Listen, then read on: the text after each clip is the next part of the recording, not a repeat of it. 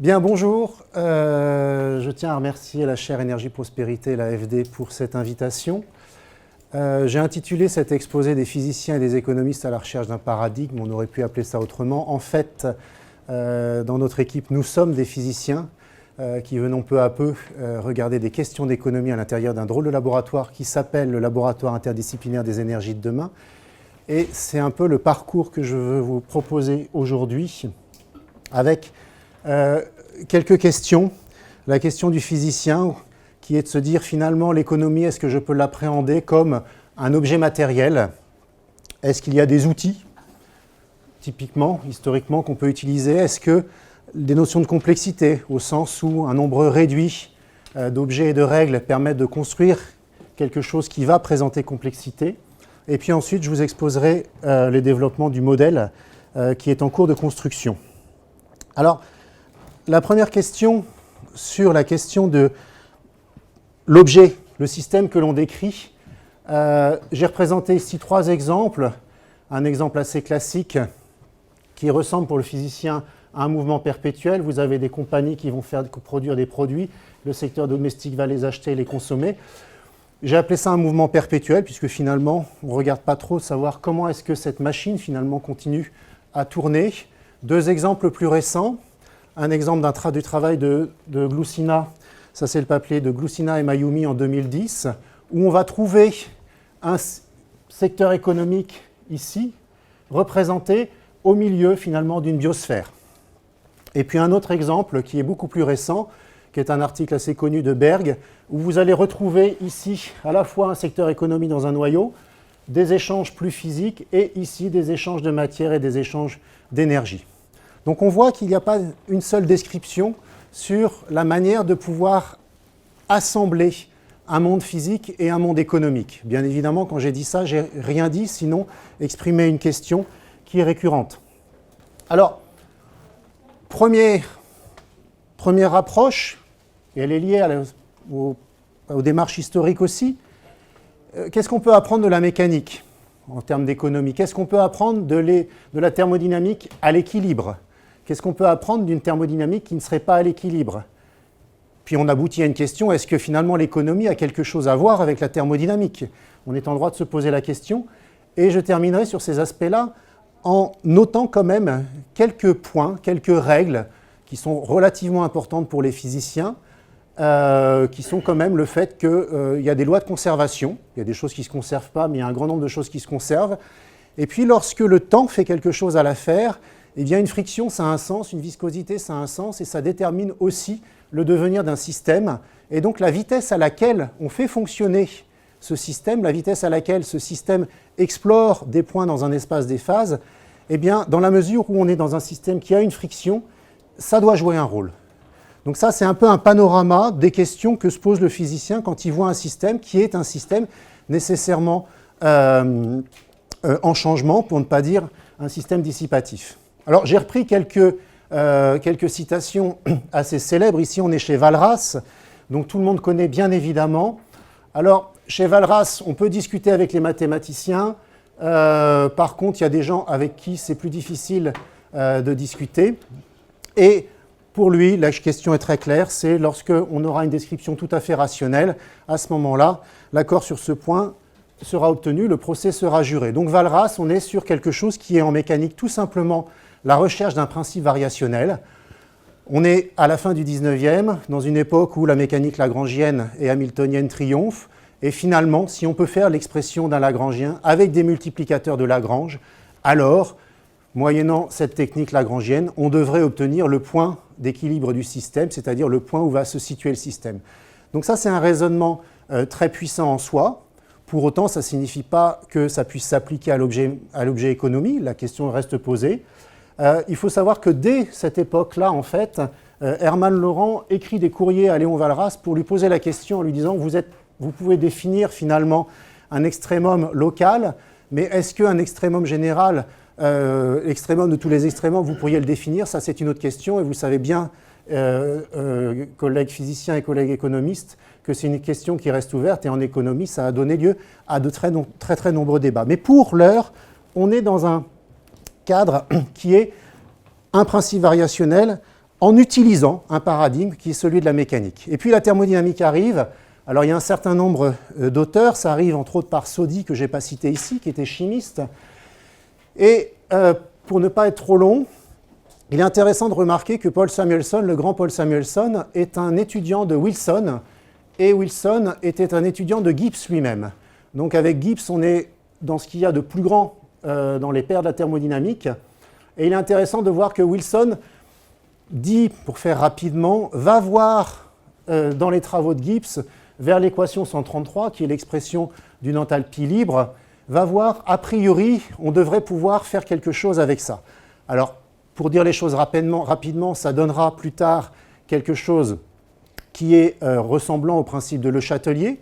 Le principe de Le Chatelier qui est, quand on l'associe à Braun pour faire le principe de Le Chatelier-Braun, le fait que dans un système qui va posséder plusieurs potentiels, donc ici une température, une pression, puis par exemple des potentiels chimiques, eh bien, si l'un de ces potentiels fluctue, un autre va fluctuer en sorte que l'ensemble du système va revenir vers une situation d'équilibre. Donc ça, c'est une idée assez intéressante qui méritait d'être testée en économie. Et effectivement, Paul Samuelson va travailler cette question-là et ça va donner lieu à un principe de Le Chatelier et Samuelson. Pourquoi s'embêter après tout?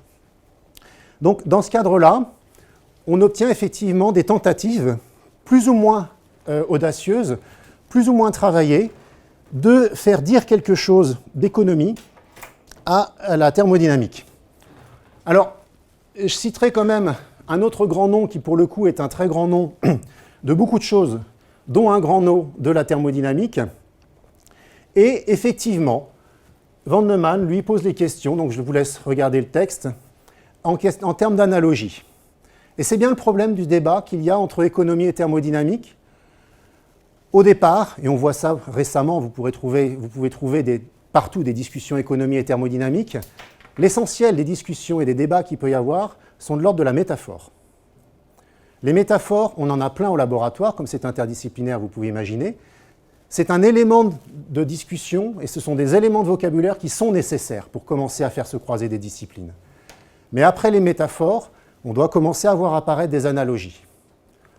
Mais une fois qu'on voit apparaître des analogies, la fin de l'histoire et du travail ensemble n'est pas terminée, puisqu'on commence à avoir un travail commun quand on obtient, par exemple, entre deux sciences dures, des isomorphismes, des choses comme ça, qui se disent « oh », et encore, ça peut être des pièges.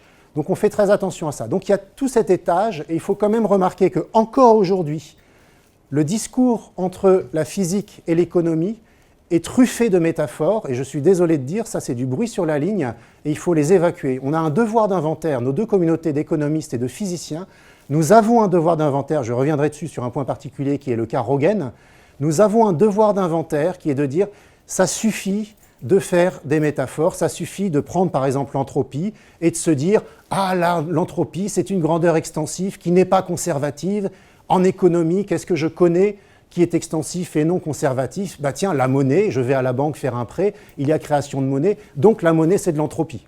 Voilà. Puis après, vous avez une distribution des richesses, vous prenez quelque chose qui ressemblera à une valeur particulière, par exemple la valeur moyenne de la distribution, vous la qualifierez de température, comme on l'a défini, une température en théorie cinétique des gaz, vous voyez, comme une valeur par caractéristique de cette distribution. Vous avez une entropie, vous avez une température, super, vous avez créé une grandeur qui s'appelle TS, et donc à côté d'une énergie mécanique, vous soustrayez un terme TS et vous avez construit une énergie libre, et là vous avez une magnifique théorie qui vous permet de chercher le minimum de cette énergie libre et qui va vous dire là où le système doit être. Ce que je vous raconte n'est pas une invention, je pourrais vous donner les références. Il y a des articles d'économie qui font ce genre de raisonnement. C'est inutile. Ça ne sert pas la communauté, ça ne sert pas le débat. Alors, après ce petit point, on va plonger un petit peu justement, vraiment, dans ces questions d'isomorphisme. Donc on va regarder la formulation mathématique des choses. Quelle est cette formulation? Je vais me placer dans un cadre de thermodynamique qui est l'approche Callen. Chez Callen, en thermodynamique, en deux mots, c'est quoi? Il existe une fonction, une grandeur extensive, fonction d'état, qui s'appelle entropie, et qui est fonction des variables extensives. Les variables extensives, ce sont quoi? Les premières auxquelles on pense, l'énergie, le volume, le nombre de particules. D'accord? Et ça, c'est Callen. Qu'est-ce que vous dit Callen? Il vous dit, je peux construire à partir de là, de ma fonction entropie, une hypersurface dont les différents axes correspondraient à des grandeurs extensives. Et à partir de là, chez Callen, le système relâché d'une contrainte va aller vers son maximum d'entropie. Et si vous l'avez contraint sur l'une ou l'autre des grandeurs extensives, il ira vers tel ou tel maximum. Donc ça, on est chez Callen. C'est une des manières d'approcher la thermostatique. Elle en vaut d'autres, mais elle a le mérite d'être relativement compacte comme formulation, puisque je vous l'ai expliqué là en très peu de temps.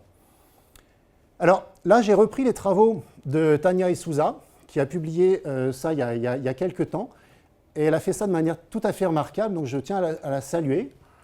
Elle se dit, OK, je vais prendre une grandeur, une fonction y, réputée extensive, fonction de variables extensives, donc vous voyez qu'on est pour l'instant dans le même cadre, et puis je vais considérer que j'ai un jeu de z fonctions, qui sont des fonctions gz, qui sont les contraintes du système. Donc par exemple les équations d'état. Donc en thermodynamique, la fameux PV égale nRT serait l'une de ces équations qui commence à fermer l'ensemble de votre système. Alors, fonction extensive. La différence entre extensif et intensif, c'est tout simple. Si je prends 1 litre d'eau à 25 degrés Celsius, je coupe ce volume-là en deux fois demi-litre. Le volume est extensif. La température de chacun des deux est restée à 25 degrés Celsius, la température est intensive. Ce qui est absolument majeur, c'est que, en thermodynamique, toutes les grandeurs énergie vont être le produit de deux grandeurs conjuguées, une extensive et une intensive. Par exemple, Ts, que j'ai cité tout à l'heure, la température est intensive, multipliée par l'entropie qui est extensive, j'obtiens quelque chose qui est à nouveau extensif et qui est homogène à une énergie. Donc ici, on va être effectivement sur ce jeu de grandeur extensive et je vais construire tout simplement l'expression de mon Lagrangien. Donc ça, c'est un grand classique. J'ai des contraintes, j'ai une équation et je veux faire en sorte que ces contraintes soient introduites à l'intérieur de l'équation. Je minimise toutes mes dérivées partielles pour trouver finalement ma solution. Et j'aboutis à quoi? Eh bien, j'aboutis à des grandeurs qui sont des potentiels et qui sont les dérivées partielles respectives de ma grandeur y sur les variables extensives xi. Bien. Donc ceci plus les équations d'état, j'ai finalement une description tout à fait compacte et complète. Alors si on le traduit en thermodynamique, c'est immédiat. La grandeur extensive, c'est S, fonction des variables précitées. Le jeu des contraintes, ce sont là où les équations d'état. Je calcule mes pi comme étant ds sur dxi. J'obtiens les potentiels du système qui sont 1 sur t, p sur t, moins mu sur t. Donc ça, c'est un grand classique. Je peux écrire que ds est une différentielle totale exacte. Donc j'ai une expression qui ici est une expression de Gibbs. Et puis j'ai la formulation de Euler. Tout va bien, c'est la thermodynamique comme vous l'avez apprise à l'école. C'est tout à fait bien. Est-ce qu'on peut faire la même chose en économie?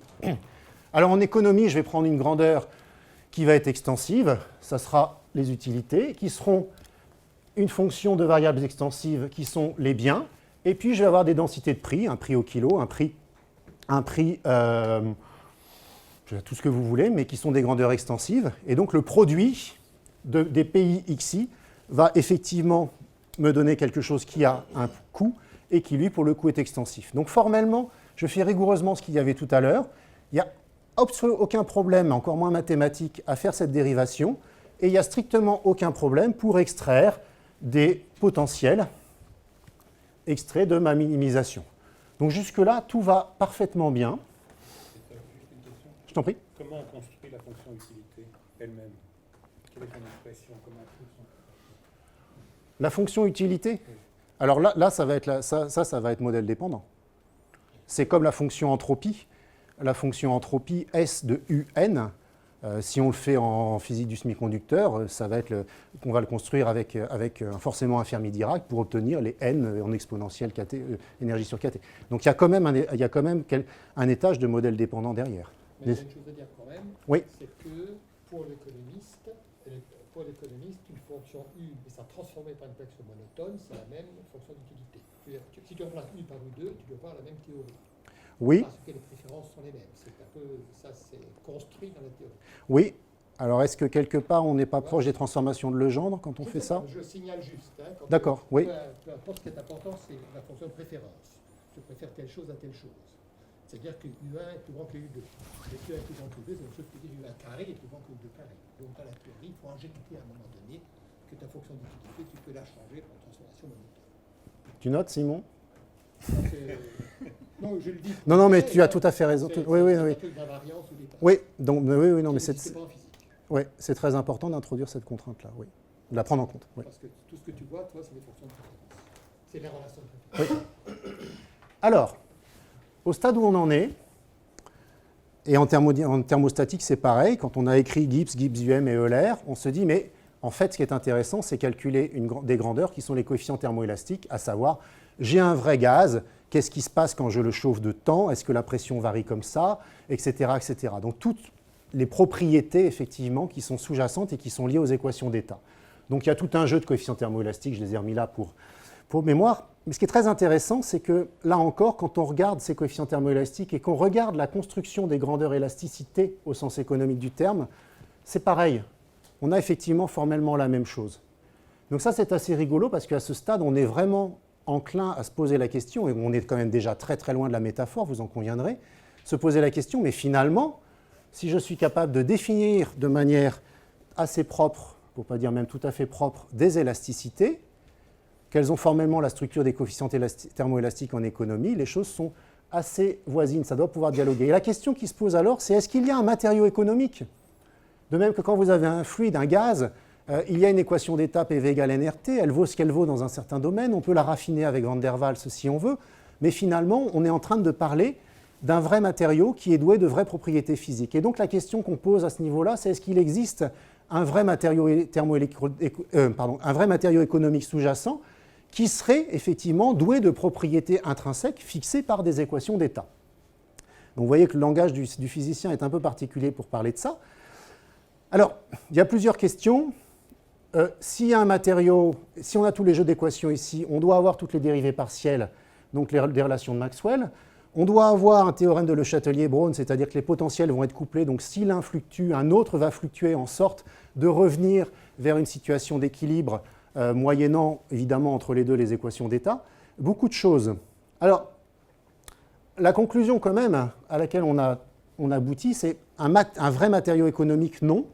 Et en discutant avec Gaël Giraud me dit, ben oui, mais d'accord, mais finalement en physique vous faites pareil.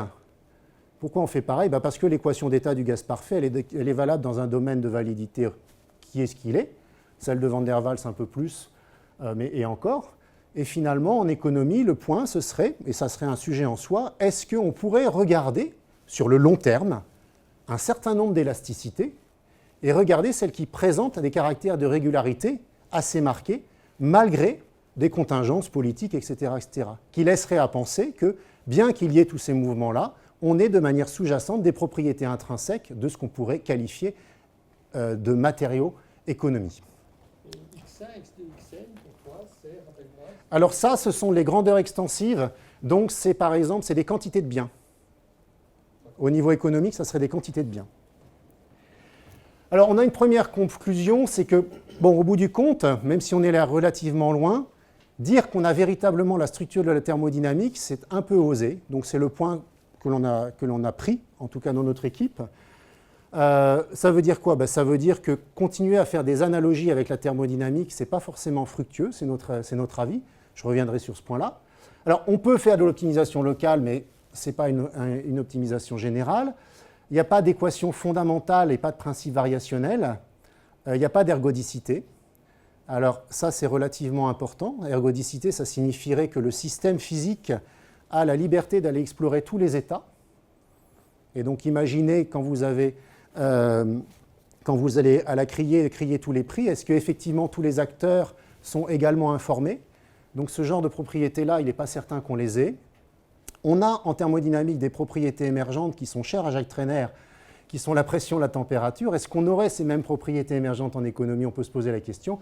Bref, en termes d'équilibre général, on considère que c'est quand même pas tout à fait opportun, d'autant plus qu'on est quand même face à quelque chose qui est totalement hors équilibre et en perpétuelle évolution. Alors, perpétuelle évolution, on pense tout de suite à Schumpeter avec la création-destruction qu'il n'a a priori pas écrit, mais qu'on lui attribue tout le temps. Mais effectivement, chez Schumpeter, pour le physicien, c'est intéressant à lire, je vous laisserai regarder les transparents plus en détail, de voir qu'il y a ces idées, effectivement, qu'on a des systèmes qui sont en perpétuelle évolution, mais que cette évolution n'est pas nécessairement n'importe quoi. Et si on pousse un tout petit peu plus loin, on peut même voir chez Schumpeter l'apparition d'expressions de friction. Alors la friction en physique, c'est quand même important parce que si vous avez un processus qui se déroule et qui doit finir par s'arrêter quelque part, il faut bien que l'énergie se distribue ailleurs pour que le processus s'arrête. Sinon, vous êtes dans un espace des phases, c'est très bien, mais vous parcourez tout le temps l'espace des phases. Donc la friction, c'est quand même très très important en physique. Alors en mécanique analytique, ça embête tout le monde, mais c'est quand même un point très très important si on veut pouvoir s'arrêter à un point et réguler des vitesses. Donc c'est vrai que c'est assez marrant de voir apparaître le mot friction chez Schumpeter en 1939. Et on voit chez Schumpeter effectivement des propos qui, quand on a lu Onsager, quand on a lu Prigogine, laissent penser qu'on parle un petit peu dans un même langage. Alors là, on est presque près de la métaphore, je m'en excuse, mais effectivement, chez Onsager, on est en train de décrire quelque chose qui est hors équilibre, oui, mais qui n'est pas si loin hors de l'équilibre. Et donc, les potentiels, donc en fait, les dérivées partielles sur mon hypersurface que j'ai décrite, si vous n'êtes plus en contact avec la surface, auquel cas vous seriez à l'équilibre, mais vous êtes légèrement au-dessus de cette surface, mais pas encore très loin, vous voyez que ce n'est pas encore scandaleux de considérer que la dérivée partielle, vous pouvez encore en avoir une idée. Ça serait Onsager. Si vous êtes chez Prigogine, vous considérez que vous êtes loin de cette surface, de cette hypersurface qui décrit les états d'équilibre, auquel cas, loin, vous n'avez plus aucune possibilité de renseignement sur une quelconque grandeur qui serait une dérivée partielle. Les dérivées partielles étant quoi? 1 sur t, p sur t, moins mu sur t, donc les potentiels du système. C'est en gros le problème qu'il y a à être très très loin de l'équilibre. Alors, j'arrive chez Roggen. Pourquoi chez Roggen? D'abord parce qu'il a historiquement une certaine importance, en particulier dans une certaine communauté, j'entends, et qu'il a des relations conflictuelles, donc très intéressantes, avec la thermodynamique. Roggen est quelqu'un qui va utiliser la thermodynamique, qui ne croit pas au fondement statistique de la thermodynamique, donc c'est une thermodynamique pré-boltzmannienne chez Roggen. Il ne croit pas au fondement statistique de la thermodynamique, ce qui fait que lorsqu'il va parler de la dispersion de la matière dans sa célèbre formule « matter matters too », finalement Roggen va être obligé d'invoquer un 4e principe de la thermodynamique. Alors évidemment, là, c'est compliqué pour les physiciens d'accepter que dans le panthéon de la thermodynamique, quelqu'un arrive et dise « matter matters too », donc il y a un 4e principe de la thermo. Alors là, c'est ce que je vous disais tout à l'heure, je pense que nous avons un devoir d'inventaire à faire, je l'ai dit, y compris à des collègues qui sont des Rogéniens et des admirateurs du travail de Roggen, et on peut tout à fait l'être. Il y a un devoir d'inventaire, c'est-à-dire il y a chez Roggen des choses très importantes à garder, mais il y a aussi des choses qu'il faut véritablement abandonner. Ce qui est très intéressant, c'est de voir que chez les disciples de Roggen, on va trouver 2 catégories. Vous allez avoir l'école d'Eli, qui va plutôt être le disciple qui va continuer à être dans la ligne Roggen un peu pure et dure, et vous allez avoir Kozo Mayumi, qui lui va s'en distinguer. Et il y a un papier en 2010, dont j'ai repris une figure au tout début, de Mayumi et Glussina, qui se pose les questions des liens entre la thermodynamique et l'économie, et Mayumi a cette phrase qui est qu'il faut abandonner cet infâme 4e principe de la thermo. Voilà. Donc, c'est quand même important de voir que même dans la filiation Roggen, il y a déjà discussion là-dessus. Alors, chez Roggen, ce qu'il y a d'intéressant, c'est qu'il y a une question, effectivement, de dispersion de la matière. On peut aussi l'étendre à dispersion de l'énergie. Ça signifie quoi? Ça signifie que même si on ne veut pas mettre de thermodynamique pure et dure et dire que l'économie doit rentrer au chausse-pied dans la thermodynamique, ou bien côté économiste, la thermodynamique doit rentrer au chausse-pied dans l'économie, même si on quitte ces 2 positions-là, il faut quand même admettre une chose, c'est que les quantités, c'est bien, mais les qualités, c'est bien aussi. Or, une manière de lire les premiers et seconds principes de la thermodynamique, c'est la suivante. Le premier principe de la thermodynamique qui vous parle de conservation de l'énergie est un principe de conservation. Très bien. Il vous parle de quantité. Le second principe de la thermodynamique, donc avec tout ce qu'on décline sur l'entropie, c'est un principe qui vous parle de la qualité. La même énergie contenue dans de l'eau à 50 ou à 100 degrés Celsius, d'accord, vous pourriez avoir la même quantité en joules, pour autant à 100 degrés Celsius par rapport à la température ambiante, eh bien, vous avez plus de possibilités de produire du travail avec cette eau-là qu'avec l'autre, alors que c'est la même quantité d'énergie. Et donc le second principe vous parle de qualité. Pourquoi c'est important en économie? Parce qu'à partir du moment où on va commencer à traiter des grandeurs matérielles, il n'est pas équivalent d'avoir 1 tonne de limaille de fer et 1 tonne de poutrelle de fer. Ça aura échappé à personne. Et donc si on est capable d'avoir une grandeur correctement définie qui qualifie, en plus de quantifier, ça peut être utile. Alors, je voudrais juste faire un petit aparté sur est-ce qu'on peut quand même utiliser des grandeurs. Alors il y a des travaux qui ne sont pas du tout scandaleux, qui sont respectables dans leur périmètre, par exemple les travaux d'Yakovenko, qui sont tout à fait respectables et crédibles. Yakovenko va définir une température en considérant qu'il y a des échanges entre les personnes, donc on leur donne chacun 100 $, et il y a une règle au départ qui est assez simple, c'est quand je te crois, je te donne $1, tu me donnes $1, et on regarde comment se fait la distribution de la richesse, et on tient à ce type de loi. Alors il change un tout petit peu la règle en disant non, quand je te crois, je ne te donne pas nécessairement $1, je te donne quelque chose à proportion de ce que j'ai. D'accord? Et quand on met ce genre de loi, on obtient ce type de choses-là. Et ça permet effectivement de définir quelque chose comme une valeur moyenne, enfin une valeur caractéristique, et définir l'équivalent d'une température qui serait une température monétaire. Yakovenko pousse la chose un tout petit peu plus loin, et c'est un petit peu narquois peut-être, c'est d'observer la distribution de la richesse cumulée chez les personnes, et d'observer qu'au début, l'immense majorité des gens, vous voyez c'est une échelle log, donc là on arrive à 1%, donc l'immense majorité de la population est dans une distribution de type Boltzmann-Gibbs d'équilibre, et puis que vous avez un happy few, qui suit plutôt une loi de Pareto, qui serait la fraction très congrue de la population la plus riche.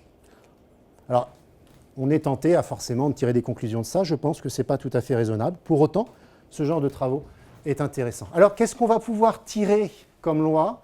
Je vous l'ai dit, on ne va pas faire thermodynamique. Pour autant, il y a des catégories de la thermodynamique qui sont intéressantes. Des lois de conservation. Le fait qu'une grandeur, c'est une grandeur et que les choses ne sont pas nécessairement substituables. Il y a aussi des grandeurs qui ne se conservent pas, mais on peut les définir. Il y a des grandeurs extensives, il y a des grandeurs intensives. Si vous avez des grandeurs intensives, donc une température, vous allez pouvoir définir des potentiels. Si vous avez des potentiels, vous serez capable de pouvoir considérer non pas simplement la quantité, mais aussi la qualité, comme à l'exemple que je viens de vous donner avec la quantité d'eau chaude. Il n'y a pas d'entropie au sens propre, mais ce qu'on va utiliser sans jamais nommer entropie, ça va être le fait qu'on peut qualifier les choses en plus de les quantifier. OK. On oublie toutes les questions de principe variationnel. Et une chose importante que l'on a introduite, c'est que le temps fait quelque chose à l'affaire. Il n'est pas équivalent d'exploiter une ressource à intensité modérée ou à intensité élevée. Vous pouvez exploiter une forêt et puis la laisser au taillis le temps de se refaire, ou vous pouvez la raser brutalement, ou pour des ressources halieutiques, comme l'avait bien exposé Ivar, vous pouvez décider de capturer tous les poissons, de faire un maximum de profit à ce moment-là, et ensuite d'avoir un désert. Alors, quand on a une machine thermodynamique, on se place dans un cadre un tout petit peu particulier. Nous, c'est qu'on a une machine ici, on va avoir une ressource, on va avoir ici un site de production qui va donner des biens, en tout cas, ou en tout cas des biens primaires, et puis on va avoir ici du déchet. Cette machine, on va avoir une quantification des flux et une qualification avec des potentiels. Et on a une indication qui est une intensité qui nous rend compte de la vitesse à laquelle on fait fonctionner la machine. Et cette intensité nous permet de décrire un diagramme entre puissance et efficacité. Si je commence ici, j'augmente l'intensité de fonctionnement de ma machine, et alors mon efficacité et ma puissance s'augmentent, puis j'arrive à un point qui est mon maximum d'efficacité. Et si je continue moyennant une légère perte d'efficacité, je peux arriver à un point de maximum de puissance. Si je fouette encore plus le cheval, pour parler crûment, alors je vais perdre sur les deux tableaux. Ça, ce type de courbe, c'est ce qu'on a de manière récurrente dans des machines thermodynamiques. Vous l'avez sur des moteurs, on l'a vérifié sur des productions agricoles, avec une efficacité qui correspond à la quantité de grains qu'a produit un champ, et une production qui serait la quantité de biomasse, donc grains plus paille. On retrouve le même type de loi. Donc on a quelque chose qui marche assez bien. Et puis j'ai introduit ici le fait que si vous avez une machine qui a plus ou moins de friction, eh bien on va avoir des fonctionnements différents. Ce qu'il faut simplement retenir, c'est que plus vous aurez de friction, plus finalement le point de puissance maximum et les points de rendement maximum vont se retrouver rapprochés. Alors pour la sphère écologique, ce qui est intéressant, c'est de savoir qu'il existe un point entre les deux, qui lui est le point de production de déchets minimum. Donc on a déjà un cadre qui nous permet qui nous permet de causer. Donc, en regardant ce qui avait pu être fait, donc ça c'est une figure assez connue des travaux de Charles Hall, on s'est proposé de faire une structure modulaire. Pourquoi modulaire? À l'image de la brique Lego, c'est qu'on veut un modèle qui puisse être très facilement pris en main. Donc pour nous, une ressource, du cuivre, du bois, du pétrole, c'est une feuille. C'est un monde clos, la grandeur est conservée. Donc entre ce qu'il y a ici et ce qui a été utilisé pour faire des produits manufacturés, on doit s'y retrouver. Donc il y a un secteur qui est un secteur de production, et puis il y a une partie de recyclage, alors éventuellement un recyclage naturel. Si vous avez du bois, le recyclage sera exclusivement naturel, et autrement, si vous avez une ressource comme par exemple du cuivre, une fois qu'il est utilisé, vous pouvez décider de faire fonctionner votre système pour aller recycler une partie du cuivre et retrouver la ressource utilisable. Donc l'esprit est là. Le modèle, à partir de là, a une structure très simple. On reste dans l'esprit du Lego. Vous voulez faire un modèle économique à 4 secteurs, 4 feuilles, d'accord? Par exemple, 2 feuilles matière ici et 2 feuilles énergie. Vous créez vos feuilles. Le jeu de paramètres pour chaque feuille, on a, je crois, 4 paramètres par feuille simplement. C'est relativement réduit. Vous écrivez ça dans un script en pré-processing et le logiciel va immédiatement traiter ça. Je vous donnerai un exemple. Au centre, on a ici la fonction demande. Alors, la fonction demande n'est pas une fonction de production. Je m'explique. Une fonction de production, vous vous dites j'ai pris les ressources et j'ai produit. Donc implicitement, vous ne vous posez pas la question de savoir si la ressource est disponible ou pas. Nous, comme on va travailler dans un monde fini, la ressource elle n'est pas forcément disponible. Donc c'est une fonction demande qui va dire je veux produire tel objet, j'ai besoin de 15% de M1, 20% de M2, 30% de ça et 25% de ça. J'envoie les requêtes. Et ensuite, les feuilles vont effectivement produire, et elles vont produire à une certaine intensité qui peut changer. Donc vous pouvez très bien avoir des secteurs de production qui vont en fait, dans leur fonctionnement, se retrouver dans des zones relativement confortables, dans des zones où en fait on leur demande de produire au maximum, c'est très intense, et si elles sont en stress beaucoup plus important, elles vont commencer à se dégrader. Alors, la friction, on va le voir, va être directement en fait liée au capital et à l'investissement. Alors, on a fait un modèle qui volontairement va avoir une partie totalement physique, dont je viens de commencer de parler, et une partie que je qualifierais totalement économique. Pour l'instant, ce qu'on a utilisé, c'est du Goodwin, mais dans le cœur qui était au centre des 4 zones, vous pouvez décider de mettre autre chose. La feuille physique, elle a sa vie indépendamment des choix économiques que vous faites. La ressource est là. Si vous prélevez fortement la ressource et que vous la recyclez à tel taux, la ressource se recyclera à telle quantité. Et ça, c'est indépendant de la politique ou de l'économie que vous avez décidé de mettre, du mécanisme que vous avez décidé de mettre. Pour l'instant, on a mis Goodwin. On est tout à fait ouvert à vous tous, public, et tous les autres qui regarderont la vidéo plus tard, à décrire, à utiliser ce noyau-là avec un autre type de connexion. Ça ne pose pas de problème. Alors, ici, dans la pratique, ce qu'on va avoir, c'est qu'on a une fonction demande et puis des grandeurs produites, et ici, une équation bilan qui va nous décrire le fonctionnement dans la feuille, et vous avez un terme qui correspond à un terme de dissipation, qui est ici. Alors ce terme de dissipation, ça va jouer sur le fait que plus je vais demander à mon secteur de travailler à intensité élevée, plus ce terme va être important, et finalement, à terme, plus mon rendement va baisser. Donc si j'ai un outil de production qui n'est pas très bien adapté, que je fais fonctionner à intensité croissante, il y a un moment où je vais rapidement atteindre son maximum de production, et si je pousse plus loin, je vais plutôt moins produire. Donc immédiatement, on voit qu'une des choses intéressantes, c'est de considérer que ce terme de dissipation, c'est un terme qui a un taux de dégradation régulier au cours du temps, au cours de la simulation, qui est une dégradation du capital. Mon outil de production se dégrade à tel taux assez naturellement. Et si j'investis, alors je contribue à rebaisser la valeur de ça et à moderniser mon outil de production et à obtenir à nouveau une capacité de production importante. Attention, j'obtiens une capacité de production importante, mais peut-être que le résultat, c'est que ça va me permettre finalement d'assécher encore plus vite les ressources et d'obtenir un collapse au niveau des ressources. Pourquoi tu dis que tu as un taux de réduction constant pour un carré, FPI carré? Oui, mais il n'apparaît pas là. Là, c'est juste la feuille physique, RPI carré. Ce que je veux dire, il y a une autre équation RP qui dit que RP au cours du temps se dégrade avec un taux delta. C'est une seconde équation. RP n'est pas une constante. À chaque coup d'horloge, il vaut ce qu'il vaut. Mais si je n'ai pas fait d'investissement, au coup d'horloge suivant, il aura légèrement cru. Pourquoi le carré? Pourquoi le carré? Parce que c'est tout simplement, ce qui est caché derrière, c'est un frottement visqueux. Comme I, c'est, si tu veux, proportionnel à une vitesse. Quand je vais construire la grandeur qui correspond à la puissance, je vais obtenir une dissipation quadratique. Ça, c'est dans le monde économique, là? Non, je suis dans le monde physique. Ah, pardon. D'accord.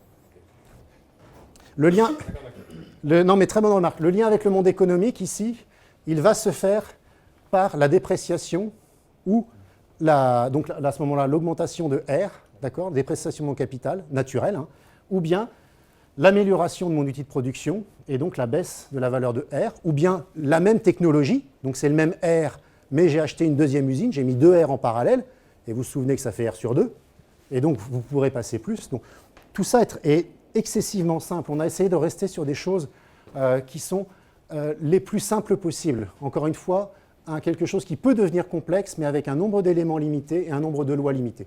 Ici, j'ai pris juste un petit exemple totalement physique. Vous avez une ressource et on a le potentiel. Donc ça, c'est ce qui est dans la poubelle et ça, c'est ce qui est, en fait au niveau haut comme ressource. Donc l'évolution au cours du temps. Et on a eu une demande de production qui était une loi qui était ici. Donc au début, le système démarre et va souscrire à la production. Il n'y a pas de problème. À ce niveau-là, en fait, on avait un niveau de demande qui était, dans les unités qu'on a, 1. D'accord ? Et qu'est-ce qu'on voit ? On voit que nos efficacités suivent des lois assez raisonnables. Le recyclage se tient dans des lois tout à fait raisonnables. Si j'augmente de 20% ma demande, de 15% ma demande, eh bien, ce qu'on voit, c'est qu'on a un début d'histoire qui est semblable. Et on a un décrochement ici qui correspond en fait au pincement de mes potentiels. Et à ce moment-là, je chute et je ne reviens jamais. C'est-à-dire même quand ma demande va repasser par des valeurs qui existaient auparavant, c'est trop tard. Ma ressource est épuisée, je ne suis plus capable de fournir. D'accord ? Et donc on a ici une petite signature très simple de une première illustration de ce... Une question, excuse-moi, tu dis que tu veux obtenir un modèle de Goodwin. Oui, il n'y est pas là. Il n'y est pas. Il n'y est pas, c'est que physique pour l'instant. On n'a que la physique là. Le Goodwin, il arrive après. D'accord. Ma question, c'est que le modèle de Goodwin est très agrégé. Oui. Il ne dit pas combien tu as demandé de cuivre, combien tu as demandé de fer, combien tu as demandé de poisson. Alors c'est ce qu'on est en train de faire, c'est que le Y de Goodwin, c'est une discussion qu'on a, c'est comment on va le distribuer comme un sigma des pays YI. Oui. C'est effectivement un point. Ici, si on travaille avec la même demande à 1,15, mais en ayant augmenté le recyclage, à ce moment-là, ce qu'on voit, c'est qu'on va souscrire à la demande tout le temps, et on a à ce moment-là un secteur qui ne va pas avoir un effet de trappe, et on n'a plus de problème. C'est un exemple qui est tout à fait simple, mais qui montre qu'avec un jeu de feuilles finalement relativement limité, on peut déjà faire ce genre de choses. Maintenant, pour reprendre ta remarque, Ivar, on va effectivement rajouter la partie Goodwin et travailler cette fois-ci avec les deux domaines couplés. Alors, le jeu des équations, ça, je ne vais peut-être pas y passer beaucoup de temps, là, un certain nombre d'entre vous les connaissent. On est dans quelque chose chez Goodwin qui est un Lotka-Volterra caché, c'est-à-dire un proie prédateur. Donc on va effectivement trouver dans la dynamique du système des oscillations. Et puis on a des répartitions sur les salaires, le travail.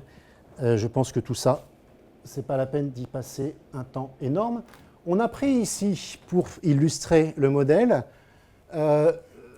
des scénarios qui sont un premier scénario qui sera en bleu, qui est un scénario où j'ai une ressource énorme et j'ai une friction relativement petite, c'est-à-dire que la ressource est tellement grande que je suis dans un monde ressources infinies. Ici, un exemple qui fait un peu référence, un exemple qui est semblable, mais avec aucun effort de recyclage, et un exemple dans lequel j'ai un terme de friction important. Donc ces 4 scénarios, on les fait tourner, et on regarde un petit peu ce qui se passe. Alors, ce qu'on observe ici, c'est qu'un modèle Goodwin as usual, ressources infinies, vous avez la courbe qui est ici, et il ne se passe rien de particulier. Dans l'exemple standard, par contre, dans l'exemple standard, où on va avoir quand même une friction, eh bien, tôt ou tard, il va se passer qu'on va avoir un collapse et on va se retrouver ici. Dans l'exemple où on n'a aucun effort de recyclage, on peut même avoir un collapse beaucoup plus tôt. Et si on a un terme de friction plus élevé, on va avoir en fait des petites oscillations, on va rester à des niveaux de production plus bas que ce qu'on aurait eu dans un monde infini, mais qui ne se sont pas complètement écroulés. Ça signifie en fait, ça peut sembler paradoxal, mais si j'ai un outil de production qui est un tout petit peu bridé en intensité, alors il va rester un peu plus vertueux, si je puis dire, vis-à-vis de l'épuisement des ressources. Et donc à ce moment-là, ça ne sera pas un méga prédateur qui va tout effondrer, quitte à ensuite à mourir de faim. On va avoir quelque chose qui va donner lieu à ces petites oscillations. Donc c'est des résultats qui sont assez simples, qui sont qu'on a fait encore une fois pour illustrer les premiers éléments de ce modèle. Les prix, eux, vont s'ajuster, et quand vous avez l'exemple standard avec un collapse, eh bien, vous allez forcément avoir un envol des prix, tandis que l'envol des prix reste plus modéré dans un système qui, en fait, se trouve avec une intensité qui est bornée. Pour faire un petit point d'étape à ce niveau-là, c'est relativement simple. Si vous avez un système physique qui est en condition de potentiel, différence de potentiel, et que grâce au progrès, vous pouvez augmenter l'intensité, le système va diverger. Ça s'appelle nos sociétés vis-à-vis de la ressource fossile, qui est une ressource de type stock, d'accord? Et donc on puise dans le stock, et si vous réduisez si vous augmentez le diamètre du tuyau, donc on réduit la valeur de la résistance, vous ne faites qu'accroître cette intensité, et vous pouvez parfaitement diverger. D'accord? Si vous êtes dans la limite extrême, qui serait une limite de flux, donc ça c'est pré-industriel, là vous êtes soumis au flux solaire, et là vous êtes sous contrainte de flux, et c'est complètement autre chose qui se passe. Donc en fait, les scénarios qu'on observe ici, le premier scénario du collapse, c'est juste que vous avez un système qui va effectivement aller jusqu'à complètement s'effondrer, parce qu'il va travailler en conditions de potentiel, sauf qu'à un moment, le bidon va être vide. Sauf que tant que le bidon n'est pas vide, il voit la même différence de potentiel, donc il continue. Dans l'autre extrême, vous avez un système avec un flux. Et le système avec friction, celui qui se stabilise, c'est un système intermédiaire qui fait qu'en fait, vous avez une rétroaction. Et comme vous avez une rétroaction, c'est là que vous observez ce type d'oscillation. Alors, sur les flux de recyclage, eh bien, on obtient effectivement une situation qui va pouvoir perdurer dans le cas où on a une friction un petit peu marquée. Il me reste combien de temps ? 4 h 10 ? Il reste 10 minutes ? J'ai commencé à 10. Il reste 20 minutes. OK. Alors, justement, la question de la friction est intéressante parce que, dans un premier temps, les modèles qui étaient un modèle comme les modèles verts, le modèle exemple, ou le modèle en rouge, au départ, vous faites fonctionner votre économie, vous investissez pour réduire effectivement votre terme de friction, vous modernisez votre outil de production, donc vous voyez que, effectivement, le terme de friction dans ces scénarios-là, il chute. Il chute, oui, mais comme dans le cas qui est ici, on est arrivé à un collapse, après le collapse, vous n'avez plus de quoi investir. Et à ce moment-là, vous trouvez immédiatement la dépréciation de votre capital qui se fait mécaniquement. Vous avez la même chose qui est ici, tandis que dans ce cas-là, où on est parti avec une friction plus élevée, on va peut-être finir par se stabiliser sur quelque chose où on a un système qui va arriver à fonctionner sans plonger vers un collapse. Parce qu'il y a intrinsèquement finalement rétroaction. Alors, je voudrais maintenant basculer sur la dernière partie, qui est le travail de Simon, que je remercie beaucoup d'avoir fait ce travail, qui est juste derrière vous. On va cette fois-ci se placer avec 4 secteurs de production, 4 ressources, qui sont du cuivre, du bois, du pétrole, du soleil, et 3 recettes, c'est-à-dire 3 biens de consommation qu'on cherche à produire. Alors il y en a un, ne me demandez pas, il y en a un, c'est du cuivre plus de l'énergie, il y en a un, c'est cuivre plus bois plus énergie, et un dernier, qui est un site en tant que tel, qui est de l'énergie pour pouvoir recycler du cuivre. Donc on a ici 3 secteurs avec 3 finalement sites de production qui vont vivre leur vie. Alors, quand on regarde le chronogramme de cette histoire, on observe que finalement on a des oscillations Goodwin-Keen assez habituelles. Par contre, ce qui se passe dans nos scénarios, c'est qu'on a, alors ça va être jusqu'à la fin de l'exposé, des histoires de collapse, on a effectivement un collapse qui se passe à cette date-là, mais jusque-là, tout va bien, si on veut. Jusque-là, tout va bien. Alors, si on regarde en détail, puisque là, ce que je vous ai représenté, c'était simplement la feuille production, Mais il faut bien voir que sur chaque feuille, au cours du temps, sont renseignées un grand nombre de choses. Donc si je regarde maintenant en détail toutes les informations qui me sont données feuille par feuille, je vais avoir les niveaux des réservoirs, les niveaux de recyclage, la dépréciation, pardon, oui, la baisse de ma friction grâce à l'investissement, mon intensité de production, c'est-à-dire à combien tourne ma machine économique, mon pincement ou pas des différences de potentiel. Si j'ai un grand pincement, alors va arriver un moment où je ne pourrai plus produire, quelque chose comme un court-circuit si vous voulez. J'ai l'évolution de mes flux. Bref, j'ai un tableau de bord à peu près constant. Et je cherche à maintenir, ça c'est une chose qu'on a mis en place avec Simon, une grandeur stock. Ici, un chiffre arbitraire qui est 50. C'est quoi? C'est juste quelque chose qui fait que vous pouvez produire en continu. Si vous ne mettez pas de grandeur stock, ça signifie qu'à chaque coup d'horloge, vous allez répondre. Et donc ça introduit des instabilités, et ça n'a pas grand sens en plus. Mais ça peut s'ajuster. Donc si on regarde l'évolution, une autre manière de les regarder, l'évolution de l'ensemble de l'histoire, mais par feuille, cuivre, bois, et ici le mix énergétique, qu'est-ce qu'on a? Eh bien on voit qu'au début, on va chercher à faire en sorte que chaque ressource s'ajuste à une cible pour pouvoir donner, pour réaliser la production, sans aucun souci. Et si vous regardez que les courbes en orange, eh bien vous avez le sentiment que tout va bien. Mais si vous regardez les courbes bleues, ces courbes bleues vous indiquent en fait l'état de la ressource, c'est-à-dire est-ce qu'on est en train de pincer ou pas. Et les courbes bleues, sur ce qui concerne le bois, elles nous font apparaître justement le fait qu'on va avoir ici un début de pincement. Tant qu'on est en gris, ça signifie qu'au niveau intensité, la feuille est sollicitée en deçà de sa puissance maximale. Donc vous êtes dans une zone qui est à peu près de sécurité. Par contre, dans cette région-là, le secteur bois a basculé automatiquement, hein, c'est complètement endogène, a basculé finalement à une production beaucoup plus intense, quitte à épuiser complètement la ressource, et c'est ce qui se produit ici. Et ça va avoir des conséquences rebonds sur les autres secteurs, puisque d'autres secteurs utilisent le bois. Donc, si on le regarde, bon, c'est à peu près la même chose, maximum d'intensité, ici le pincement des potentiels et la chute de la ressource. Bien. Est-ce que votre modèle vous donne un prix de facteur? Alors, le prix, c'est quelque chose qu'on discute actuellement. La question, c'est comment on forme le prix.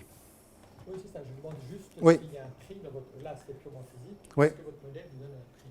Non, pour l'instant, il ne donne pas un prix. Par contre, ce n'est pas difficile du tout, et c'est pour ça que je suis très heureux de pouvoir en parler aujourd'hui à vous tous et à tous ceux qui regarderont la vidéo. C'est que ce qui nous intéresse beaucoup, c'est justement comment dans le noyau central, puisque c'est déconnecté de la partie physique, c'est assez souple, comment est-ce qu'on va construire le signal prix et le faire intervenir. Et ça, le modèle est relativement légaux, si je puis dire, pour que ce soit très simple d'introduire cette équation supplémentaire et d'avoir la partie physique qui va vivre sa vie et qui va réagir quasiment mécaniquement à ça. Il n'y a pas du tout de décisions autres qui sont prises dans toute la sphère physique.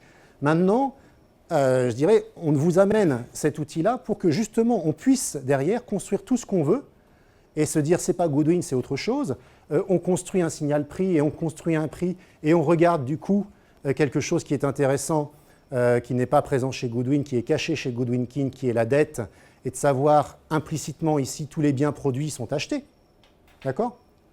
Or, on peut parfaitement arriver dans la situation où tous les biens produits ne sont pas nécessairement achetés, auquel cas on aura des rétroactions qui vont renvoyer des signaux de demande plus faibles, c'est-à-dire globalement avoir une intensité qui va chuter, donc un ralentissement de l'économie plutôt qu'une surchauffe de l'économie, simplement parce qu'on voit qu'on accumule des stocks, parce qu'on n'arrive pas à vendre tout. Toutes ces choses-là, c'est tout à fait faisable sans avoir à remanier complètement le modèle. C'est pour ça que je vous ai présenté quelque chose où la sphère physique et la sphère économique sont relativement dissociées. Elles dialoguent, mais vous avez remarqué qu'aucune des feuilles ne dialogue entre elles. Elles dialoguent par le noyau. Et ça garantit quelque chose qui monte en complexité linéairement, tandis que si on avait fait discuter les feuilles entre elles, ce serait beaucoup plus compliqué. Donc ça, ce sont des choix de départ qui permettent maintenant, et je le souhaite vivement, qu'on puisse développer ensemble, y compris la question de la formation des prix et de l'influence des prix sur la dynamique du système.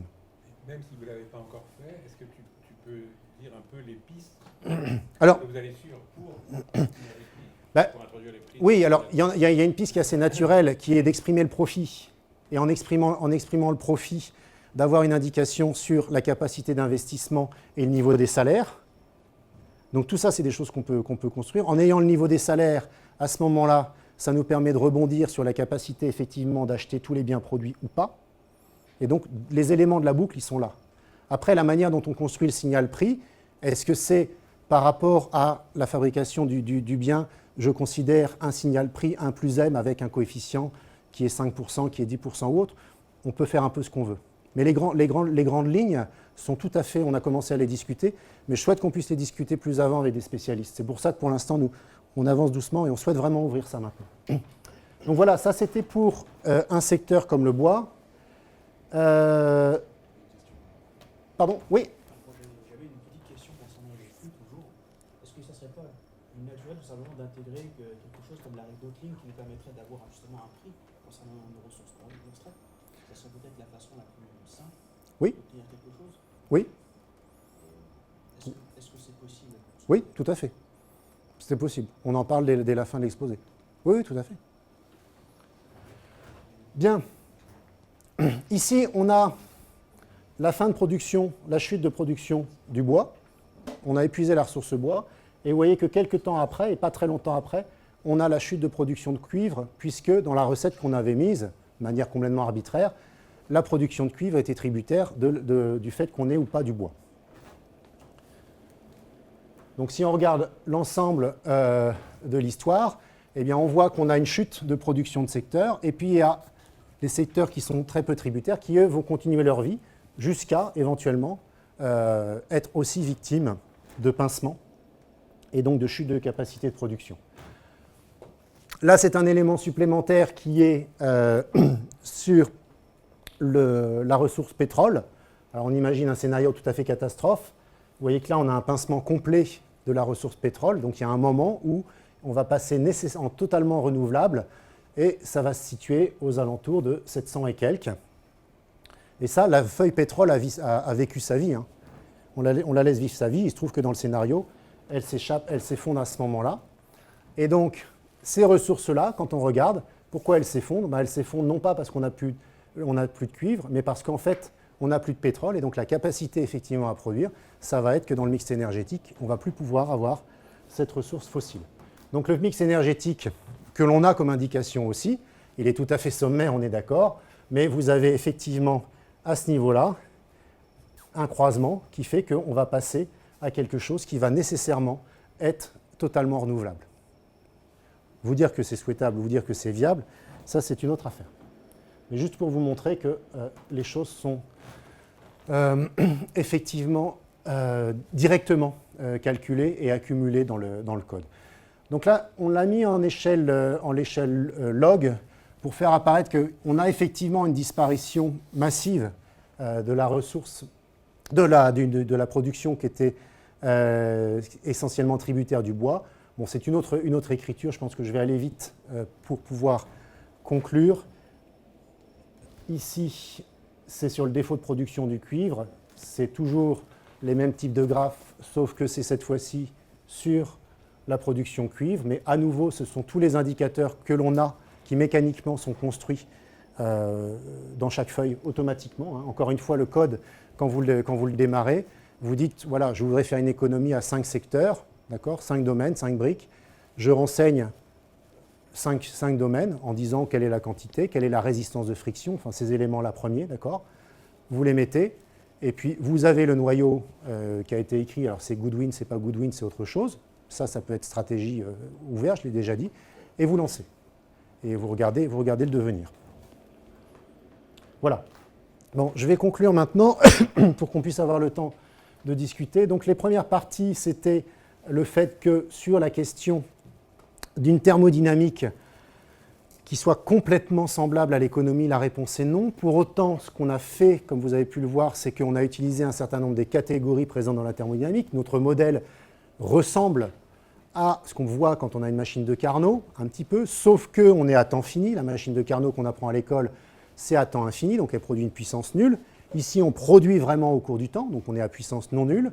Ça, c'est dû au fait qu'on a une machine qui va avoir des conditions mixtes, et les conditions mixtes, ça se traduit par le fait que les potentiels, vous les avez vus, évoluer au cours du temps. Dans une machine de Carnot, quand vous l'apprenez à l'école, il y a une température chaude, une température froide, elle reste. On ne se préoccupe pas de savoir. Ici, on est dans un système qui est, comme on fait à thermodynamique en temps fini habituellement, la différence de potentiel aux bornes de la machine, c'est différent. Et donc, elle peut évoluer. Et vous avez vu que c'est cet élément-là qui conduit à avoir une dynamique qui peut donner des effets de trappe, comme j'ai montré dans le premier exemple, ou qui peut donner toutes les rétroactions.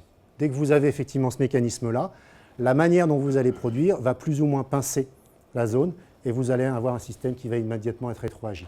Donc en termes de dynamique, il n'y a pas besoin de vous expliquer longtemps que ça peut donner des dynamiques relativement riches. Voilà, qu'est-ce que je peux dire d'autre que je n'ai pas dit? Je crois que j'ai à peu près tout dit et je vous remercie.